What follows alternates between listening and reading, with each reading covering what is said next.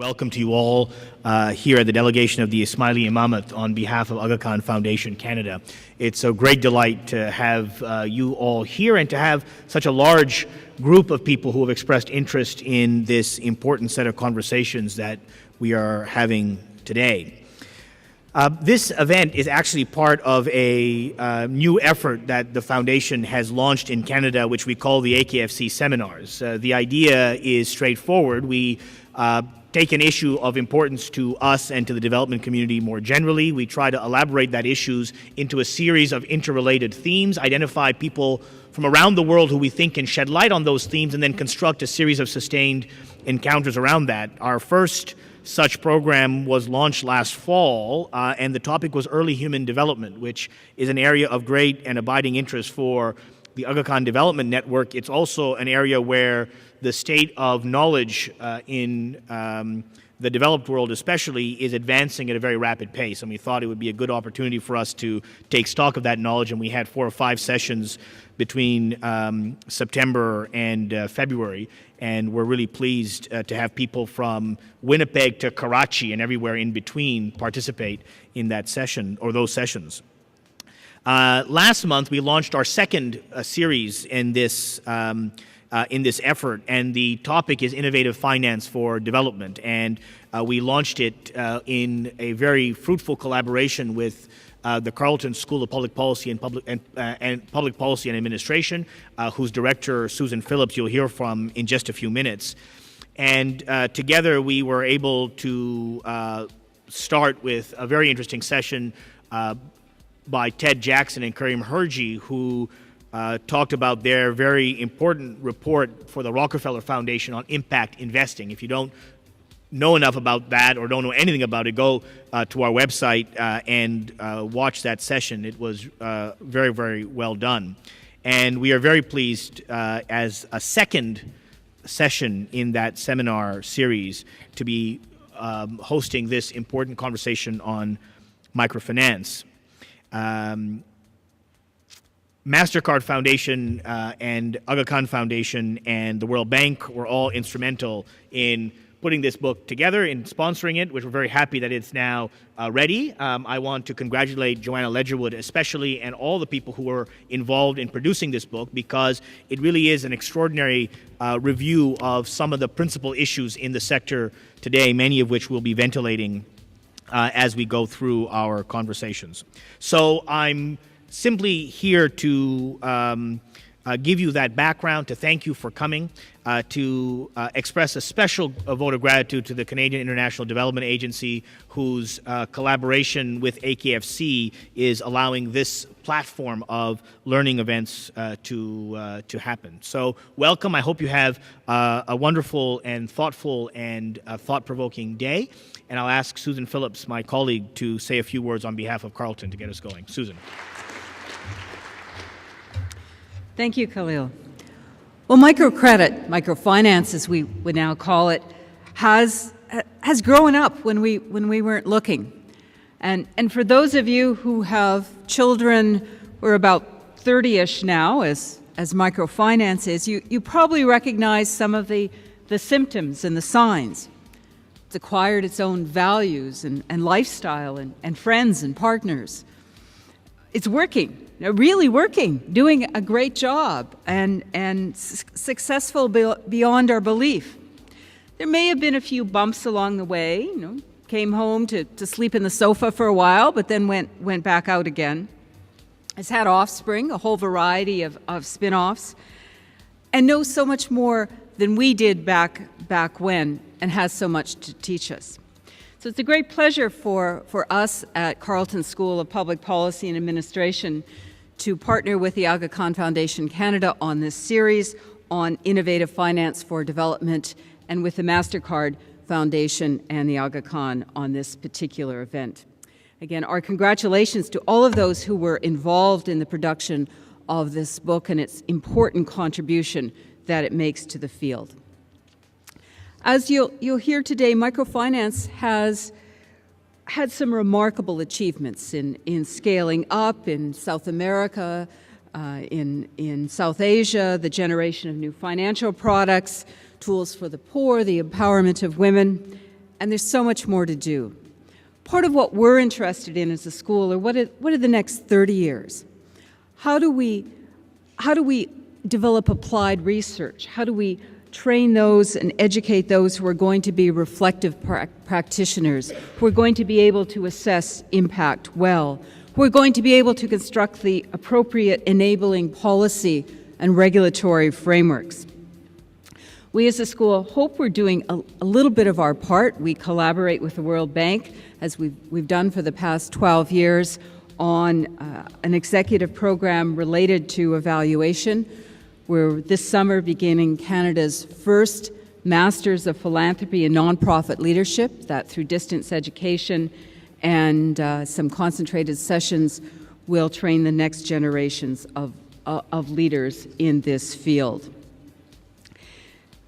So we're very interested in exploring what's possible in this important learning space with philanthropic and development organizations. But today we have a great opportunity to learn about this pivotal tool, the new Microfinance Handbook, and we're delighted to share this opportunity with you. Thank you.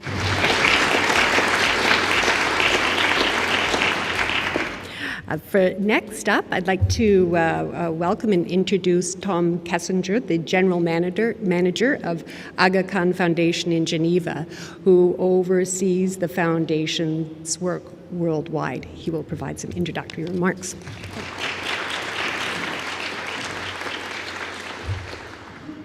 Thank you very much, and I add my welcome to all of you. I'm going to do something different from everything else that's going to happen today, and that is I'm going to take the wide-angle lens out for a little bit and try to situate the Aga Khan Foundation within the context of the Aga Khan Development Network.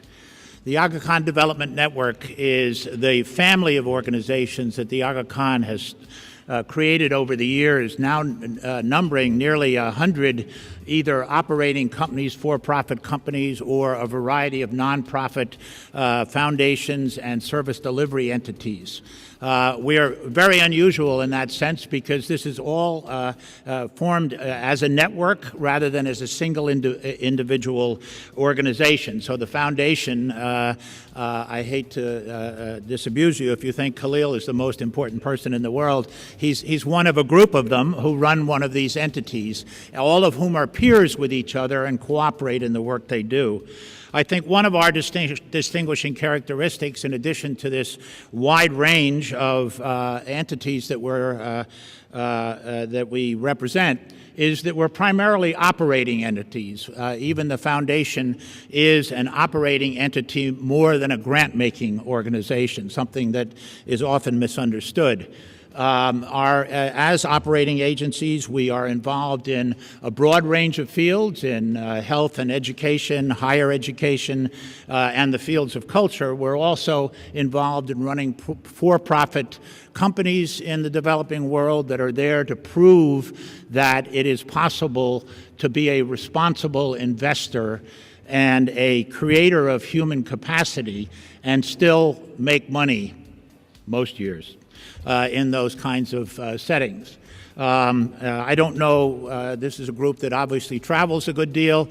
If any of you have been to Nairobi, but if you've either stayed or eaten at the Serena Hotel in Nairobi, that's one of our companies. If you read the Nation media as it came under your door in the morning, that's one of our operating companies.